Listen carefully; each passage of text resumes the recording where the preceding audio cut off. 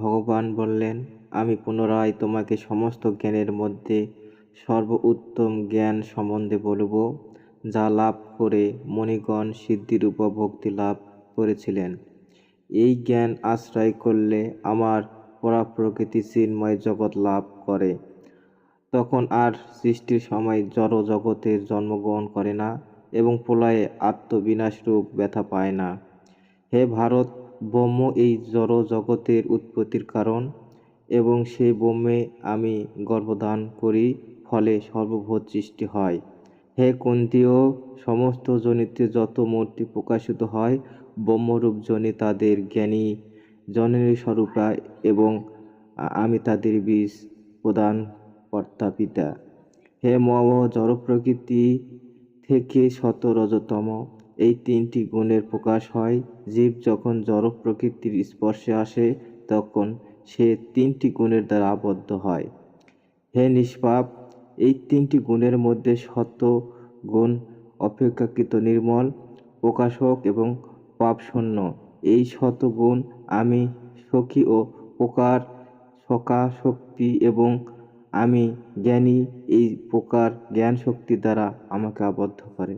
হে কুন্তীয়, অন্তহীন কামনা বাসনা থেকে রজগুণের উৎপত্তি হয় এবং রজগুণই জীবনকে সকাম কর্মের বন্ধনে আবদ্ধ করে। হে ভারত, তমগুণ জীবের বিভ্রান্তি উৎপাদন করে। প্রমোদ, অলস্য এবং নিদ্রার দ্বারা তমগুণ জীবকে আবদ্ধ করে। সতগুণ জীবকে সুখের বন্ধনে আবদ্ধ করে, রজগুণ জীবনকে সকাম কর্মের বন্ধনে আবদ্ধ করে এবং তমগুণ প্রমাদের বন্ধনে আবদ্ধ করে। সতগুণ যখন প্রবল হয় তখন রজ ও তমগুণ পরাজিত হয়। রজগুণ যখন প্রবল হয় সত ও তমগুণ পরাজিত হয় এবং তমগুণ যখন প্রবল হয় তখন সত ও রজগুণ পরাজিত হয়। এইভাবে প্রকৃতির তিনটি গুণের মধ্যে সর্বদা আধিপত্য বিস্তারের প্রতিযোগিতা হয়। জ্ঞানের আলোকে জড় দেহের ইন্দ্রিয় রূপ দ্বারাগুলি শতগুণের প্রকাশে অনুভূত হয়। হে ভারতশ্রেষ্ঠ, রজগুণের প্রবল বর্ধিত হলে লোভ, কর্মে প্রবৃত্তি, উদ্যম ও বিষয়ে ভোগের স্পৃহা বৃদ্ধি পায়। তমগুণের প্রভাব ব্যতীত হলে বর্ধিত হলে প্রমোদ, মোহ উৎপন্ন হয়। শতগুণ সম্পন্ন ব্যক্তির দেহত্যাগ হলে নির্মল উচ্চতর লোকপ্রাপ্ত হয়। রজগুণ সম্পন্ন ব্যক্তির মৃত্যু হলে কর্মাসক্ত মনুষ্যকুল জন্ম হয় এবং তমগুণ আবিষ্ট ব্যক্তির মৃত্যু হলে পশুজনিতে জন্ম হয়। সাত্ত্বিক কর্মের ফলে জীব পবিত্র হয়, রাজসিক কর্মের ফলে দুঃখ ভোগ হয় এবং তামসিক কর্মের ফলে অজ্ঞান অচেতনতা লাভ হয়। শতগুণ থেকে প্রকৃত জ্ঞান, রজগুণ থেকে লোভ এবং তমগুণ থেকে অজ্ঞান মোহ উৎপন্ন হয়।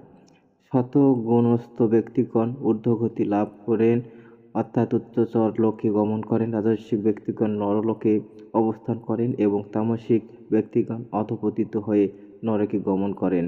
জীব যখন অনুভব করেন যে প্রকৃতির গুণ ব্যতীত কর্মে অন্য কোনো কর্তা নেই এবং পরমেশ্বর ভগবান এই সমস্ত গুণের অতীত, তখন তিনি আমার পরাপ্রকৃতি জানতে পারেন।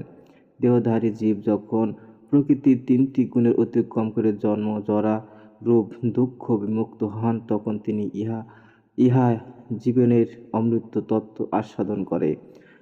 অর্জুন জিজ্ঞাসা করলেন, হে প্রভু, যিনি তিনটি গুণের অতীত হন তার লক্ষণ কি, তার আচরণ কি, কি রকম, তিনি কিভাবে প্রকৃতির গুণতায় অতিক্রম করেন? ভগবান বললেন, প্রকাশ, প্রবৃত্তি ও মোহ আবির্ভূত হলে যিনি দোষ করেন না এবং তাদের নিবৃত্তি আকাঙ্ক্ষা করেন না, তিনি গুণাতীত। উদাসীনের মতো অবস্থিত থেকে যিনি গুণের দ্বারা বিচলিত হন না, যিনি সুখ দুঃখ, মাটির ঢেলা পাথর, সোনা, প্রিয় অপ্রিয়, নিন্দা স্তুতি ইত্যাদির প্রতি সমদৃষ্টি সম্পন্ন এবং আত্মস্বরূপে অবস্থিত হয়ে তাদের তুল্য জ্ঞান করেন, তিনি গুণাতীত। যিনি সম্মান এবং অপমান নির্বিকার, শত্রু মিত্র প্রতি পক্ষপাত শূন্য, যিনি ফল ভোগের উদ্দেশ্যে কর্ম করেন না, কেবল ভগবান প্রীতি সম্পাদনের জন্য কর্ম করেন, তিনি গুণাতীত। যিনি ঐকান্তিক ভক্তি সহকারে আমার সেবা করেন এবং যিনি কোনো অবস্থাতে অধঃপতিত হন না, তিনি প্রকৃতির সমস্ত গুণ অতিক্রম করে ব্রহ্মভূত অবস্থায় উন্নীত হন। আমি নির্বিশেষ ব্রহ্মের প্রতিষ্ঠা বা আশ্রয়, অমৃততত্ত্ব, অব্যয়, নিত্যত্ব, নিত্য ধাম এবং ঐকান্তিক সুখের আশ্রয়। আমি